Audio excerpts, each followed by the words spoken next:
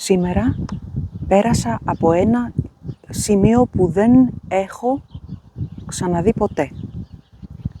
Δεν έχω ξαναπεράσει ποτέ. Και σταμάτησα να σου κάνω ένα βίντεο, παρόλο που πρέπει να πάω σε ένα μάθημα που είναι προς τα πέρα, πάνω στο λόφο που βλέπεις τώρα, αλλά μου άρεσε πάρα πολύ εδώ αυτό που αντίκρισα. Είναι συνώνυμο του ρήματος βλέπω, αυτό που είδα, αυτό που αντίκρισα. Κοίτα.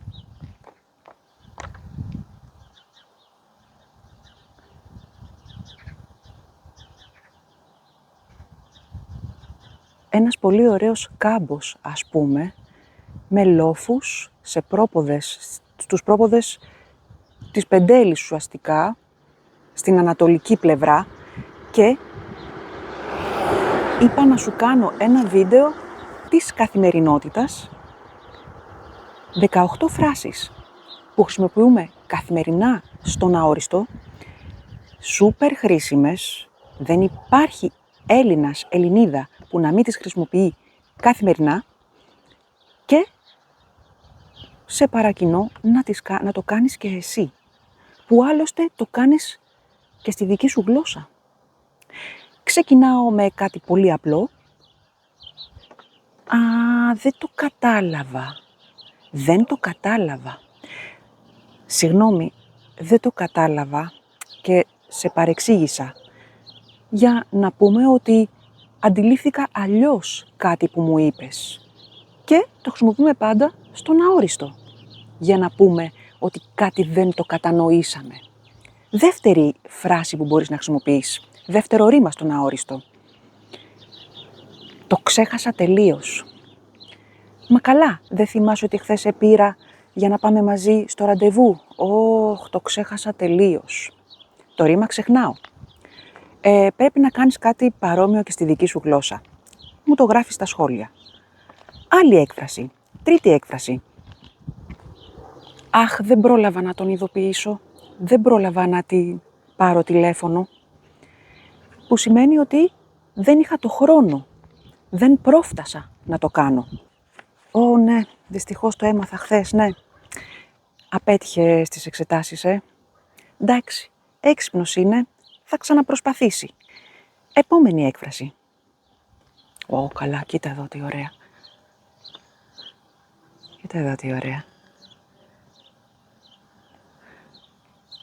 Ας πάμε προς τα εδώ, να δούμε τι θα πετύχουμε. Επόμενη έκφραση και είναι το ρήμα ακούω. Ναι, το άκουσα κι εγώ. Το άκουσα κι εγώ αυτό, για να πω ότι ουσιαστικά ενημερώθηκα. Δεν έχω τύχει. Μετακινήθηκα, ελπίζοντας ότι θα μ' αφήσουν ήσυχη τα σκυλιά. Και τελικά εδώ πιο κάτω πάλι γαυγίζουν. Δεν γλιτώνω.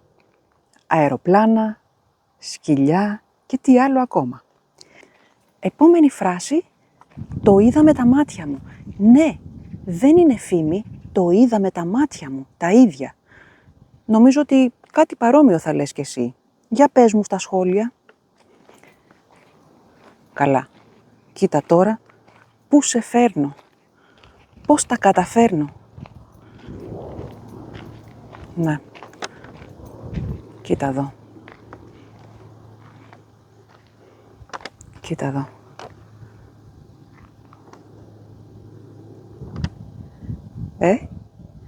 Δεν μπορείς να πεις? Ωραία. Το δοκίμασα κι εγώ και μου άρεσε πολύ. Ναι, και το ρήμα δοκιμάζω πολύ συχνά το χρησιμοποιούμε στον αόριστο.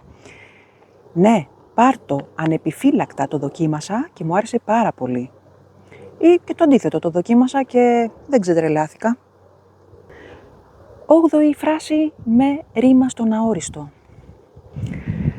Το σκέφτηκα καλά και τελικά άλλαξα γνώμη. Δεν θα το προχωρήσω. Το σκέφτηκα. Το ρήμα σκέφτομαι. Συνεχίζουμε με το ρήμα το μετάνιωσα. Ναι, γιατί όταν κάποιος λέει ότι δεν μετανιώνω τίποτα στη ζωή μου, μου φαίνεται λίγο περίεργο. όλο και κάτι μπορεί να κάνει κανείς που να μην είναι πολύ ευχαριστημένος με αυτή την επιλογή. Δεν μπορούμε να τα ξέρουμε όλα.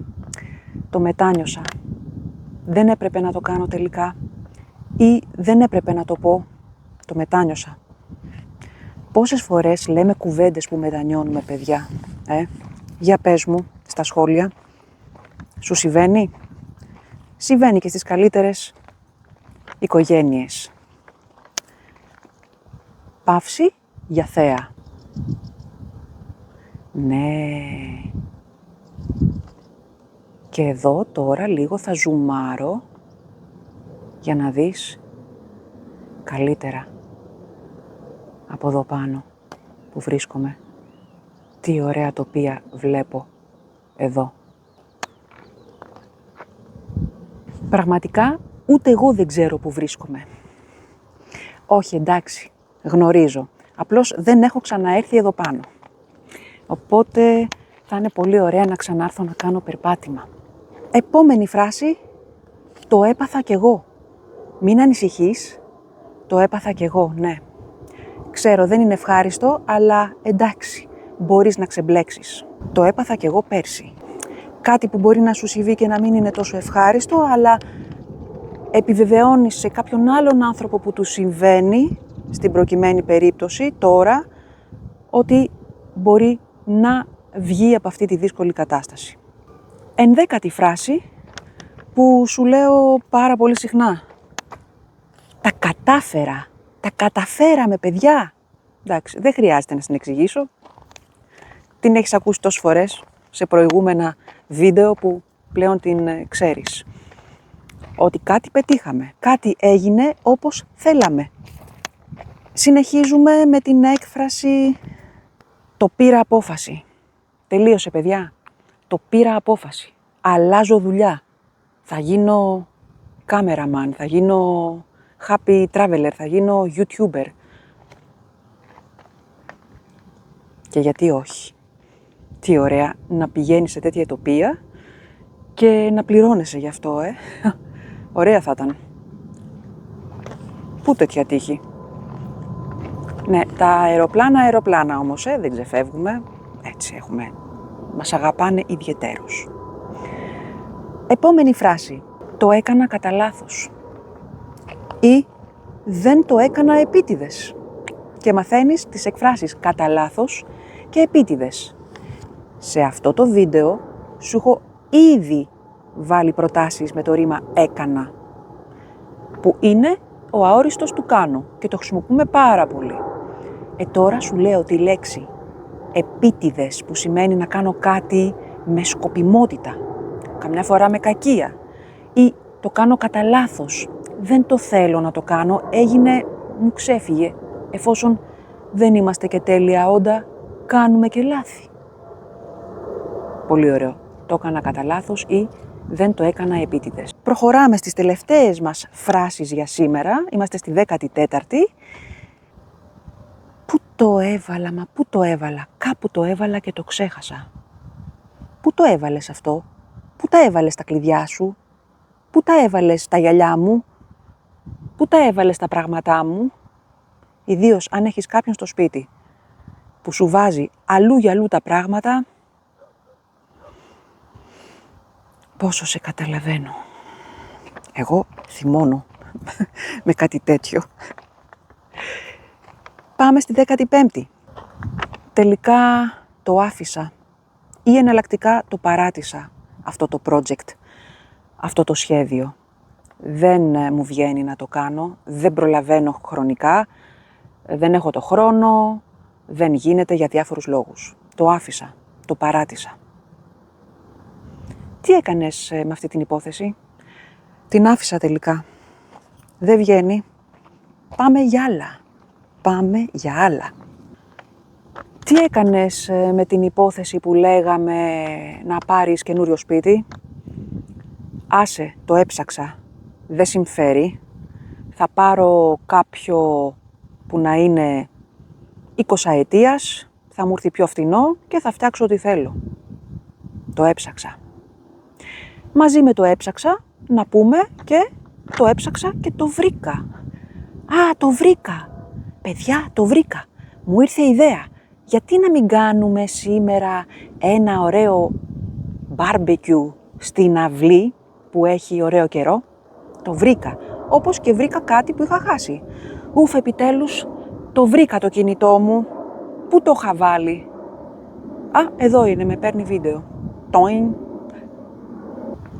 Και φυσικά με το πακέτο το έψαξα, το βρήκα, μπορούμε να πούμε και το έχασα. Άσε, έχασα τα γυαλιά μου. Πότε καλέ, σήμερα το πρωί? Δεν μπορώ να τα βρω με τίποτα και δεν μπορώ να διαβάσω χωρίς αυτά τα γυαλιά. Πω, τι έπαθα. Πάμε και ένα τελευταίο, πάμε την 18η φράση που λέμε καθημερινά και κυρίως όταν κάποιος πάει να παρεξηγηθεί, δηλαδή να μην καταλάβει το σκοπό που είπαμε, αυτό που είπαμε και να νομίζει ότι θέλουμε να τον θίξουμε ή να τον προσβάλλουμε. Έλα καλέ, το είπα για αστείο. Το είπα για αστείο. Δεν είναι αλήθεια. Μην κάνεις έτσι. Το είπα για αστείο. Δηλαδή, δεν το εννοούσα. Έτσι το είπα για να σε πειράξω. Αυτά λοιπόν για σήμερα. Αυτές ήταν οι ωραίες φράσεις της ημέρας στον αόριστο που μπορείς να χρησιμοποιείς άφοβα. Δεν υπάρχει μέρα που τουλάχιστον 3, 4, 5 από αυτές καθημερινά να μην τις ακούσεις. Άρα, πες τες κι εσύ όταν χρειάζεται να τις πεις, να τις εκφράσεις. Σ' αφήνω με αυτή την πανέμορφη θέα και σου λέω να μην ξεχάσεις να εγγραφείς στο κανάλι, να με στηρίξεις με like, να το μοιραστείς, οτιδήποτε και θα σε δω την επόμενη φορά. Να είσαι καλά!